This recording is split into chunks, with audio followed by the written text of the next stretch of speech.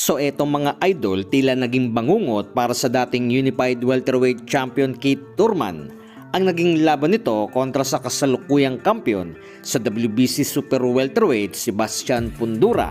kung saan ngayon sa natapos lamang na bakbakan ay tinalo itong si Thurman via 6-round stoppage technical knockout. So tinigil itong mga idol ng referee sa ika-6 na round dahil sa halos nabugbog na itong si Thurman sa higanting nakalaban. Na ang masaklap pa rito mga idol ay ito ang kauna-unahang talo ni Keith Thurman via stoppage knockout, kung kaya't marami ang nagulat sa kanilabasan ng laro nito. So bagamat napapasok nito ang depensa ni Fundora ay hindi naman ito naging sapat na para talunin ang matangkad na kalaban, na nagmukhang amateur ito kay Fundora dahil sa halos gawing punching bag lamang si Thurman, at binura din ang angas nito na sa unang round pa lamang mga idol ay wala nang sinayang na oras si Fundora na para talunin si Thurman. So hinilot kasi kaagad ito na kanya raw isusunod si legendary boxer former 8th Division World Champion Manny Pacquiao na pag natalo si Fundora. Samantala mga idol, sa live naman ni Cuadro Alas It's My Boy sa kanilang official FB page,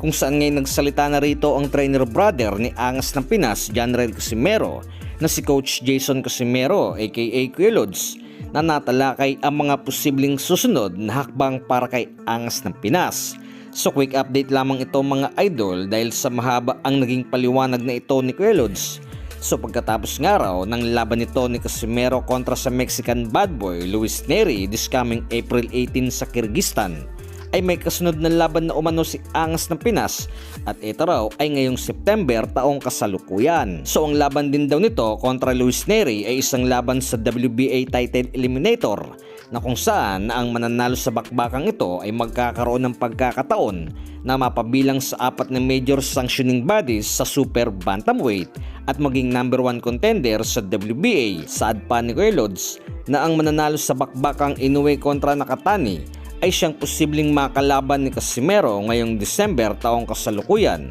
na kung may papanalo ang laban kontra Luis Neri. Nasa 2 buwan na binanggit ni Kuya Lods ay ngayong September sa Amerika, subalit nitong December ay hindi pa nabanggit kung saang lugar, na abangan na lamang.